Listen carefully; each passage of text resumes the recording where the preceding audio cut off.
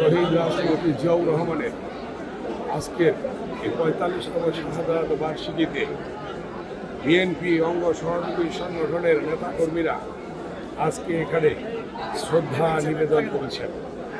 তার মাজারে শ্রদ্ধা নিবেদন করেছেন। আমাদের মাননীয় প্রধানমন্ত্রী সহ জাতীয় নেতৃবৃন্দ এখানে শ্রদ্ধা নিবেদন করেছেন এবং দেশের দল মত নির্বিশেষে আজকে শহীদ রাষ্ট্রপতি জিয়াউর রহমানের মাজারে শ্রদ্ধা নিবেদন করতে এসেছেন।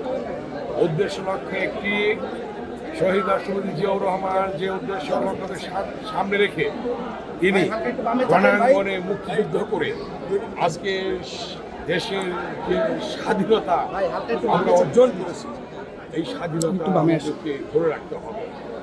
আজকে বাংলাদেশের স্বাধীনতা সার্বভৌমত্ব অক্ষুণ্ণ রাখতে হবে যে কোনো ত্যাগের বিনিময়ে।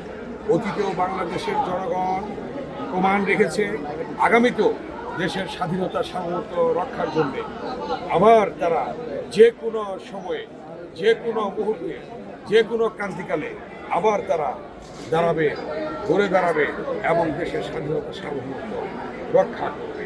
আমাদের মাননীয় প্রধানমন্ত্রী জনাব তারেক রহমান নির্বাচনের পূর্বে যে প্রতিশ্রুতি ব্যক্ত করেছিলেন, প্রতিটি প্রতিশ্রুতি তিনি বাস্তবায়ন করছেন। ফ্যামিলি কার্ড, কৃষক কার্ড, ইমাম, মুয়াজ্জিন, খতিব, পুরোহিতদের জন্য সম্মানী ভাতা সহ এবং কৃষকদের জন্য ঋণ মৌকুফ সহ অনেক কর্মসূচি তিনি হাতে নিয়েছেন। শহীদ রাষ্ট্রপতি জিয়াউর রহমান যে খাদ্য যেগুলো উৎপাদন করেছেন খাল খননের মধ্য দিয়ে, সেই খাল খনন কর্মসূচি আজকে তিনি বাস্তবায়ন করেছেন।